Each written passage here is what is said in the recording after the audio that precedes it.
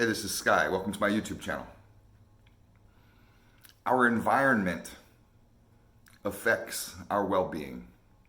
A lot of people don't really realize that. It took me a long time to understand how that works. I had never really made a priority out of where I lived, how I lived, what type of abode I dwelled in, whether it was a nice apartment, a shitty one, whether I lived in a nice neighborhood or a shitty one. I didn't really choose my furniture well. I didn't really pay much attention to the cleanliness of my place. Bathroom, the floors, the place would just be fucking dirty.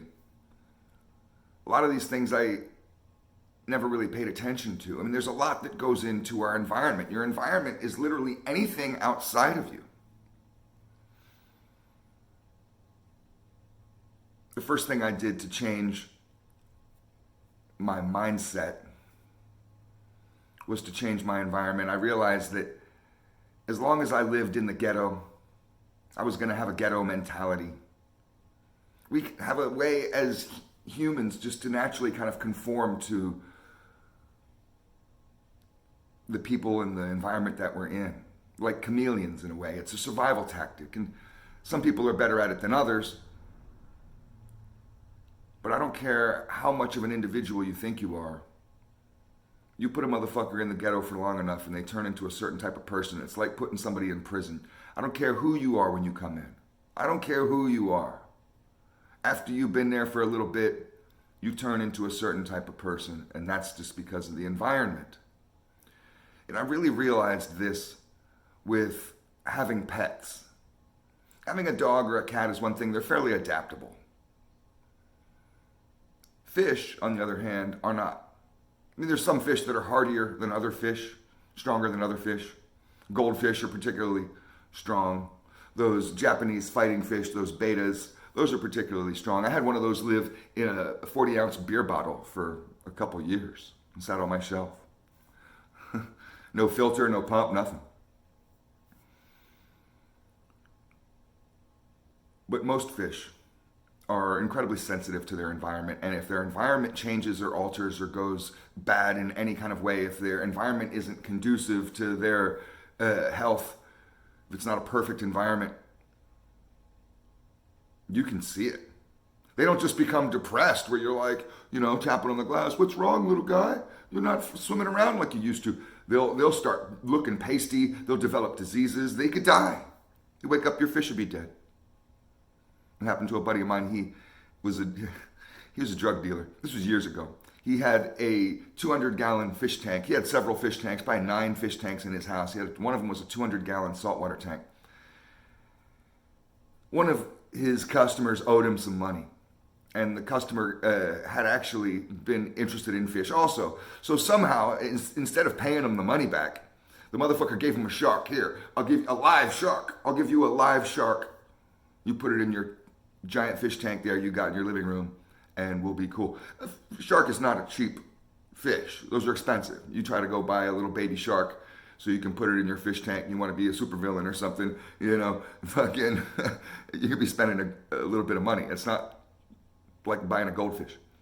So he took the shark, was happy, said, okay, debt's clear, we're cool, and he had the shark. He told me, because he was just a buddy of mine, I wasn't buying drugs off him, I just knew him, he was just a friend of mine. And he called me up the next day, he's like, yo, I got a fucking shark, you gotta come by and check it out. I had shit to do, I didn't get over there till the day after that. I got there the next day, pretty early, and we were gonna go to lunch or something, so I was there like 11 o'clock. Fucking shark is dead. Should have just taken the money. Those things are volatile. Any kind of fish is gonna really need the perfect conditions, and it really showed me about human life. And I've wondered when I've seen fish go through this, and you got to keep the water right, you have to have the lighting right, the temperature of the water, it has to be right. I have a fucking water test kit that looks like a goddamn chemistry set, putting drops of this in, shaking stuff, and I got like 8 different fucking tests that you do for different types of shit that's in the water. And all of them have to be in a certain range in order for these fish to be happy, in order for them to just not get sick and die. And you say, well, they're just fragile little creatures. But it makes me wonder. See, it just makes me wonder, because I've enjoyed having fish as pets, and I wonder, are we fragile in this way also? Sure, we don't die because the air quality is a little bit bad, but it might slowly kill us. It might slowly fuck with you in different ways. I wondered about that one time. I was living between the 405 and the 10 freeway, mid-city Los Angeles. I mean, you could look out my window and see the overpass a block away.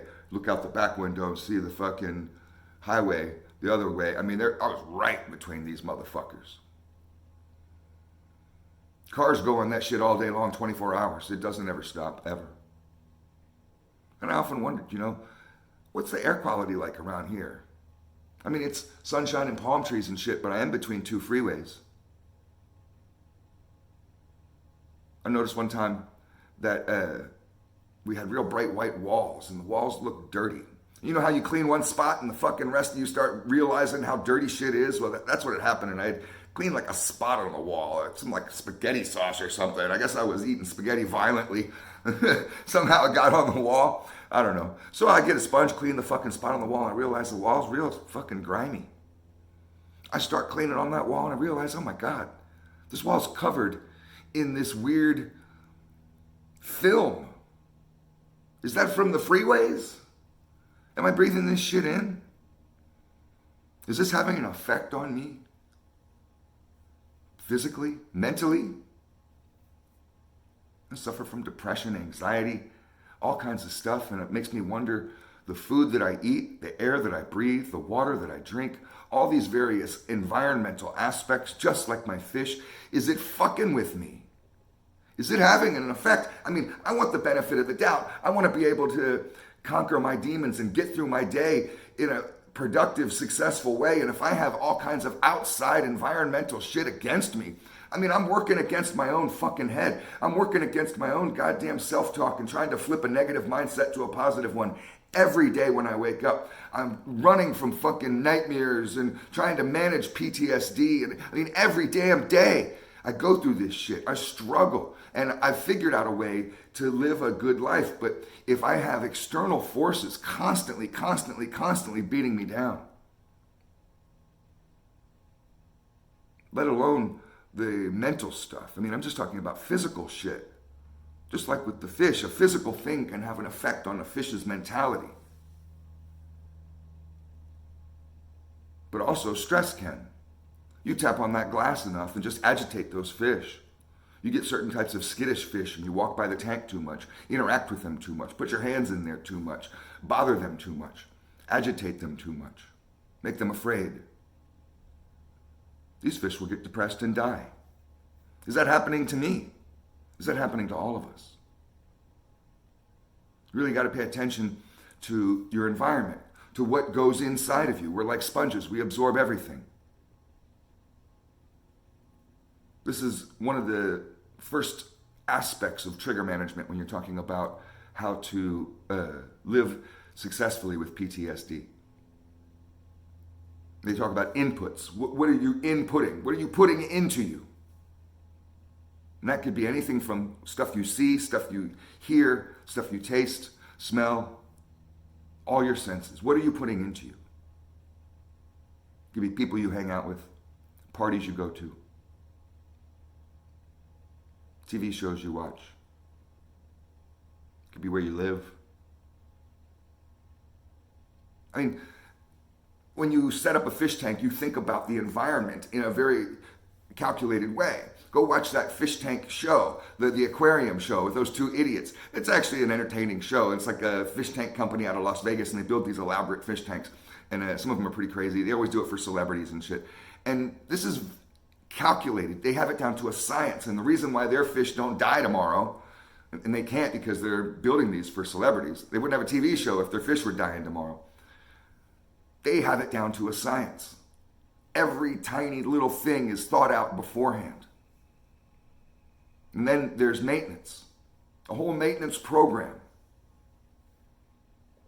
And start to think about taking care of yourself in a more organized, calculated way. Think about your environment.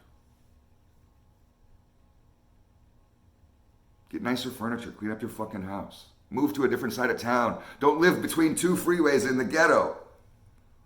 I don't know. It's all just food for thought. I know we're not fish. Maybe some of us are. Thanks for watching.